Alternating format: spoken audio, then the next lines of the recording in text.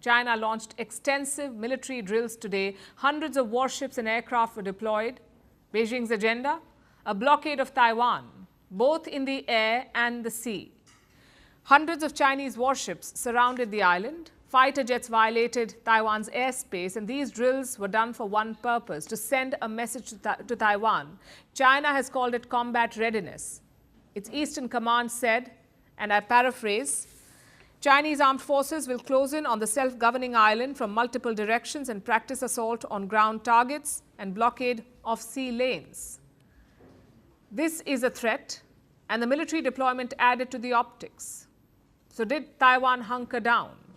Well, not really. It has responded to the Chinese provocation. Taiwan launched jets and warships to counter the Chinese deployment. Taiwan's defense minister addressed his country. He called China a troublemaker and took potshots at Beijing by highlighting the corruption in their military. Listen to this. It is obviously that China is a very obvious troublemaker. There have been a lot of reports related to corruption problems within the People's Liberation Army. I think they should properly resolve these internal problems instead of destroying peace and stability in the region. Now, Chinese drills around Taiwan are not new. In fact, they happen quite often. Taiwan is used to the provocation. They were prepared this time as well. So China was forced to change tactics. Beijing unleashed a different weapon, one that they are quite proud of, their propaganda. Like I said, China was practicing a blockade of Taiwan. Warships and jets surrounded the island, but Taiwan responded. So China took the fight to a different battlefield: social media.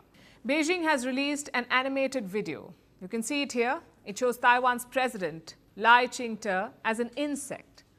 China labeled President Lai as a parasite who was poisoning Taiwan. And the cheap theatrics did not end there. The animation ended with this: Chinese jets and ships surrounding Taiwan and President Lai caught by chopsticks while being roasted on fire. That's the world's second largest economic power for you, masters of gunboat diplomacy and online bullying.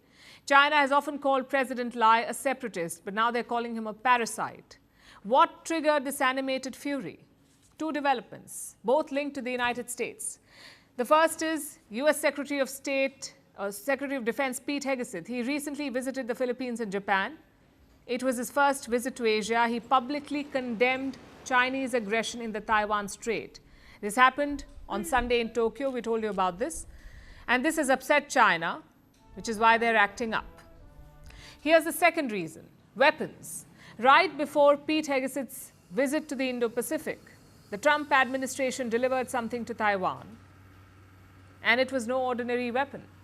It was the most advanced and lethal version of the F-16 fighter jets. Unlike the F-16 jets that Taiwan already operates, this one is modern with better anti-maritime capabilities.